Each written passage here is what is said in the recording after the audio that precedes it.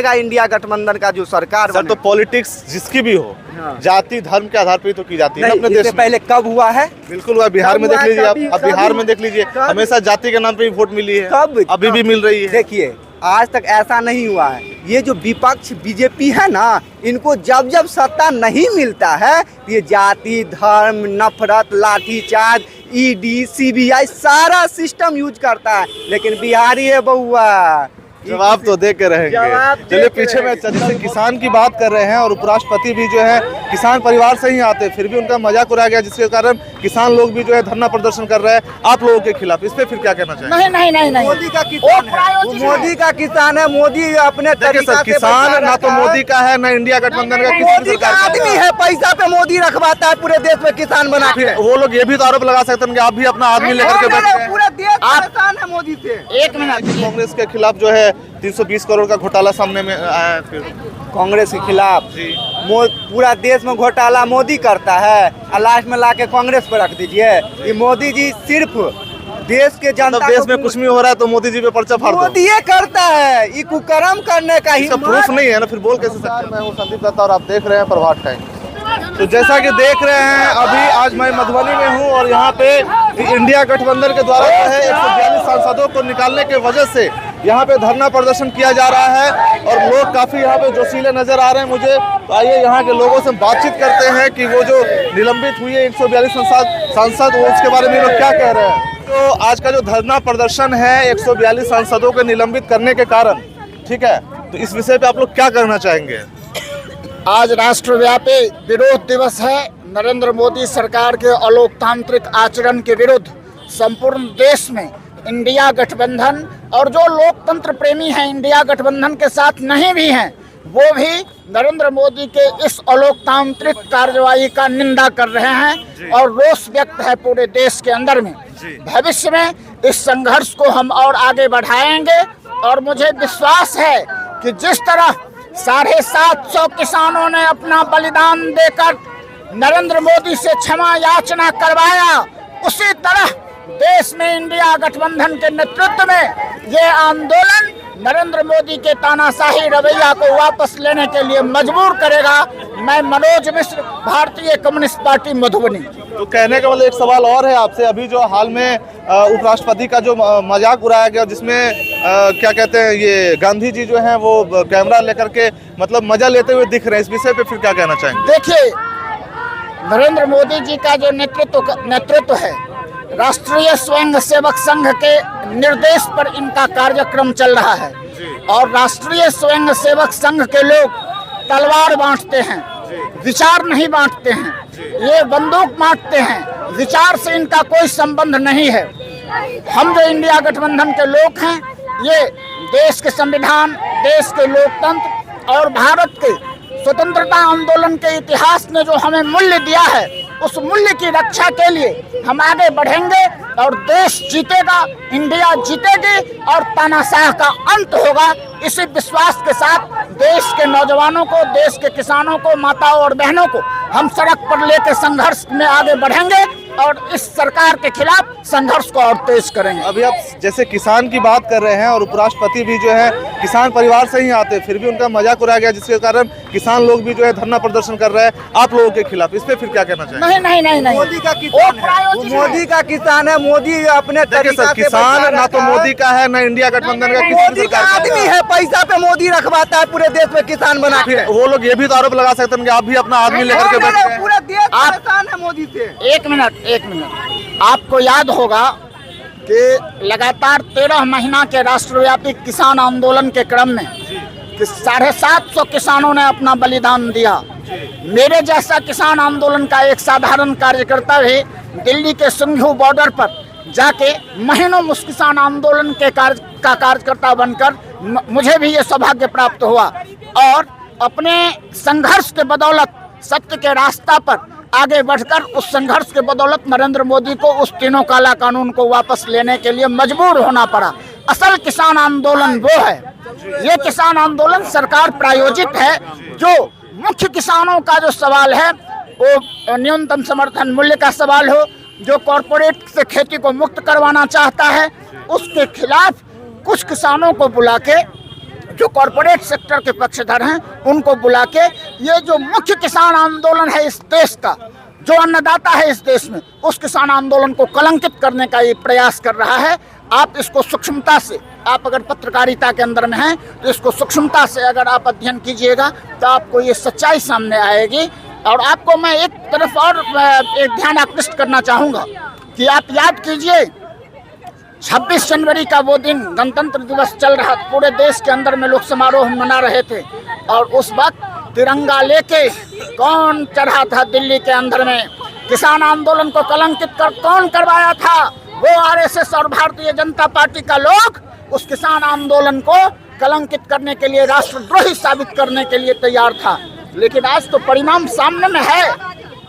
वो किसान आंदोलन जिसने 750 किसानों का बलिदान दिया और उस बलिदान के बदौलत नरेंद्र मोदी का जो काला कृषि कानून था उसको वापस लेने के लिए इस निरंकुश राज सत्ता को मजबूर कर दिया।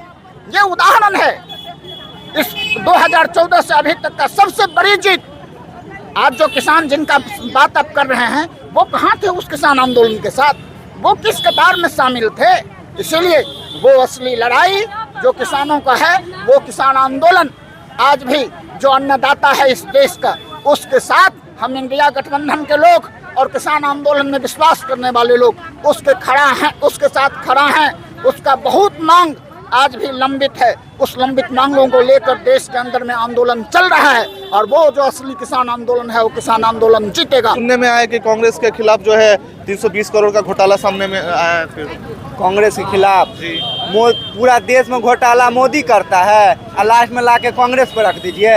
ये मोदी जी सिर्फ देश के जनता देश में कुछ भी हो रहा है तो मोदी जी पे पर्चा फाड़ दो। मोदी ये करता है, ये कुकर्म करने का ही प्रूफ नहीं है ना, फिर बोल कैसे सकते हैं आप इस बात को? प्रूफ ऐसे 20,000 करोड़ जो अडानी अबानी के कंपनी में लगा हुआ, किसका लगा हुआ? आपका लगा हुआ है, गरीब परिवार हमरा लगा हुआ है कि मोदी जी लगाया हुआ अपने मित्र के अकाउंट में, जो चुनाव जितवाने के लिए इतना बड़ा बड़ा कांड कर गोदरा करवाए, बहुत सारा ऐसा कांड करवाए। आज आप किसान का बात सबसे कर रहे थे। किसान आंदोलन को कुचलवाने के लिए मोदी जी का मंत्री का बेटा 4 चकिया गाड़ी चढ़ा दिया। आज वो मंत्री जी मंत्रीगिरी करता है, लेकिन उसको अभी तक इस्तीफा देने का नौबत नहीं आया, क्योंकि मोदी जी अपने मंत्री को बचाने के लिए अपना जान गंवाने के लिए भी तैयार रहता है। सोचता अगर मोदी के खिलाफ, अगर हम अपना मंत्री के खिलाफ काम करेंगे तो मेरा मंत्री मेरा सारा पोल खोल देगा। हम जो जितना कुकर्म करते हैं मेरा सारा पोल खोल देगा। अच्छा, अभी जो सांसद में 3-4 लोग जो घुस गए थे ऐसे ही और धुआं उड़ाए थे, उस पे वही ना भाजपा के टिकट पे घुसता है। जब मेरे विपक्ष का नेता सांसद लोग आवाज उठाता है तो उसको निलंबित कर देता है, इस्तीफा कर। आप तो कहने का मतलब आप ये कहना नहीं, आप ये कहना चाह रहे कि जो भी मोदी के खिलाफ आवाज उठाती उस आवाज को दबा दिया जाता। आज हम छात्र नौजवान कहीं आंदोलन प्रदर्शन करते रोजगार के लिए, आपको पता होगा सेना का नौकरी 4 साल के लिए कर दिया गया और उसका पेंशन समाप्त कर दिया गया। मोदी सरकार आज मंत्री विधायक का पेंशन नहीं बंद किया। गरीब का बेटा का कोई भी बंद करने के लिए तैयार। हिम्मत है तो शेर का बंद करके दिखाओ मोदी जी को सत्ता से। अब पेंशन की अब बीच में बात ला दी है तो पेंशन तो हर सरकारी ऑफिसर्स का भी लगभग बंद हो चुका है। कहाँ किसी का? ऑफिसर का चालू है, सिपाही का बंद, जैसे टीचर हो गए या फिर और भी जो सरकारी बिहार राज्य सेंट्रल गवर्नमेंट में ना? नहीं, इंडियन आर्मी का जो मेन अधिकारी है उस सबको पेंशन मिलेगा, लेकिन 4 साल के लिए जो सिपाही बॉर्डर पे जम्मू कश्मीर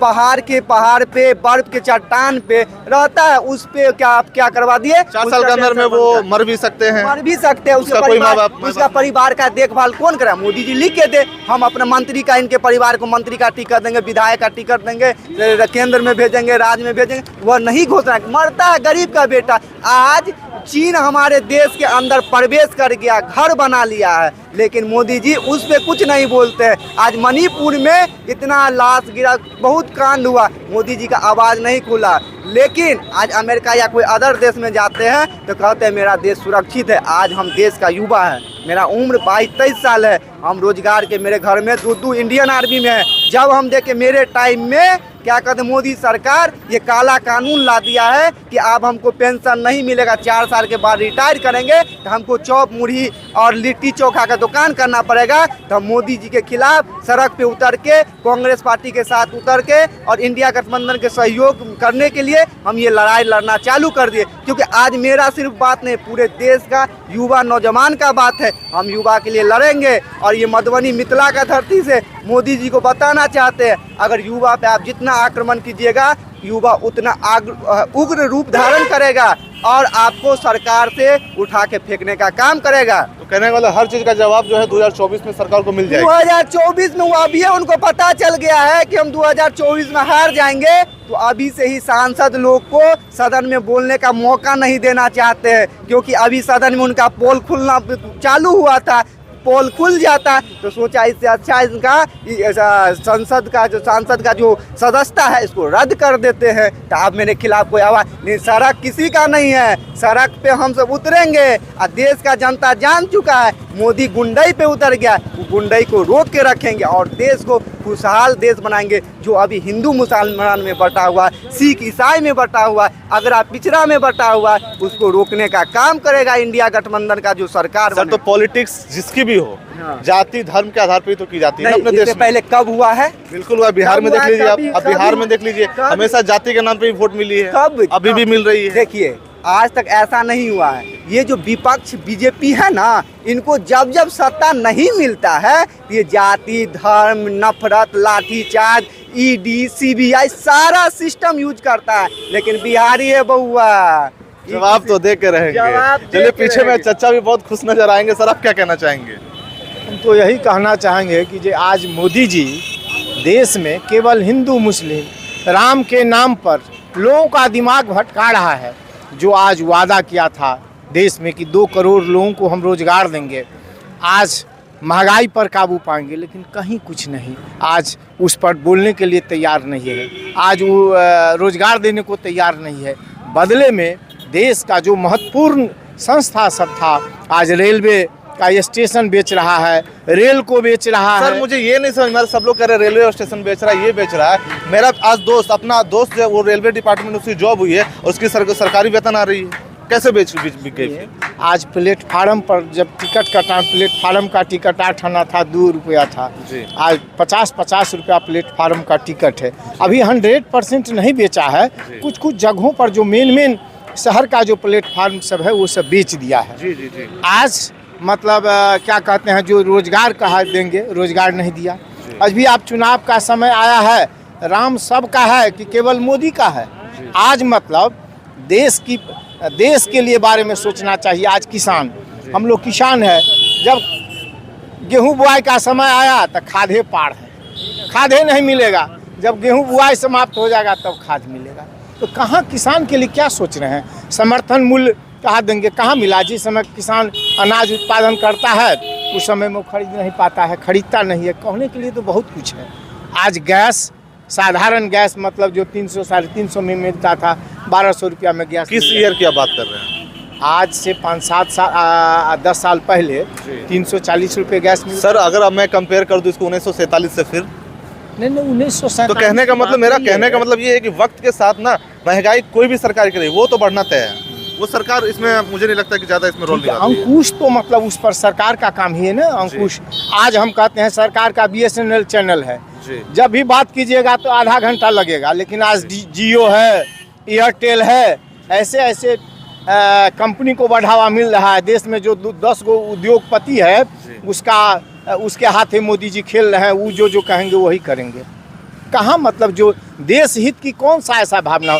आज 5 किलो अनाज बांटते हैं, क्या मोदी जी दिए हैं? कहिए बोलने के लिए मोदी जी को हिम्मत है तो 1996 में जब मोर्चा का सरकार हुआ था, माननीय कृषि मंत्री थे, खाद्य आपूर्ति मंत्री थे देवेंद्र प्रसाद यादव, उसी समय से 2 रुपये गेहूँ और 3 रुपये चावल लागू है।